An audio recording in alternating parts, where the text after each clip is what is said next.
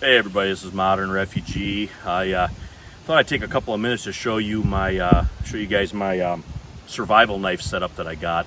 It's built around an ESEE 5 that I've had for about a year or so, and I've been kind of messing around with different configurations to give me some capability if I just take this knife with me or just keep it in my vehicle.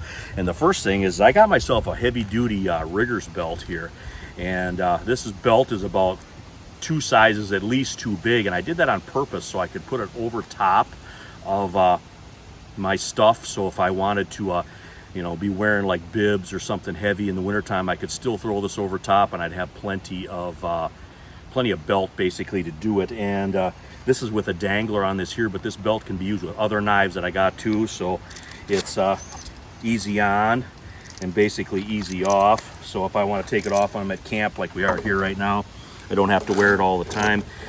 I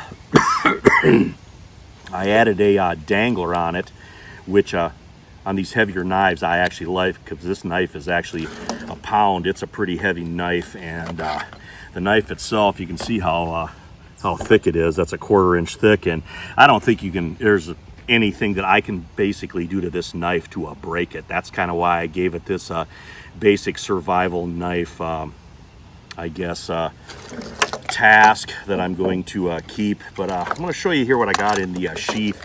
This is my $1 Ferro Rod Loop hack that I did a video on a while back. All my main knives basically have some version of this. It's just a 1/2 inch nylon loop that I got bolted onto the back of the knife. It's actually in between the clip on this, and then I just got a piece of shock cord, and that's what holds the ferro rod in place. And then I got a ESEE pouch that's actually on this, and the ESEE pouch holds a tin, and it holds a little sharpening file, I guess is what you would call this. It's actually kind of like a Fiskars that they use to sharpen like lopping shears and stuff with, and it just fits perfectly inside there.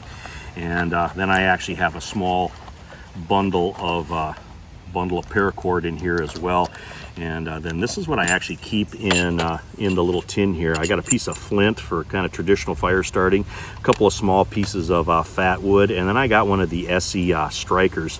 And this is a striker that you can use to strike the ferro rod. You can use it to make a bow drill if you want. And these edges are very sharp. You can use it to scrape this fat wood as well. And I got a couple pieces of char cloth in there if I want to start a fire that way.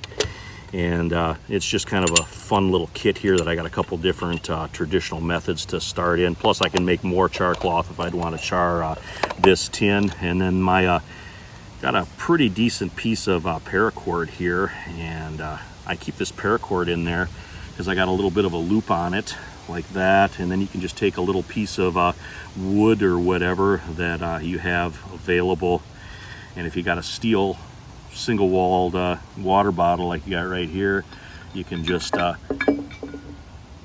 drop that in, and then you can use that to hang it over your fire. And of course I got plenty here, so if you want to make a little makeshift tripod or whatever you need, you got it right handy, and it's nothing too big to carry. So if you got this knife set up here, you got a water bottle, you got yourself a mallet or something, you're kind of good to go for just basic stuff like boiling water, starting fire, or if you got to bust up some wood. This is kind of the knife to do it with, because like I said, I don't think there's anything that you could possibly do to bust that knife as thick as it is. But anyway, this is Modern Refugee. Appreciate all my subscribers out there. Hope you guys get a little information, a little entertainment out of my videos. Just showing you some ideas here with my ESEE 5. You guys take care.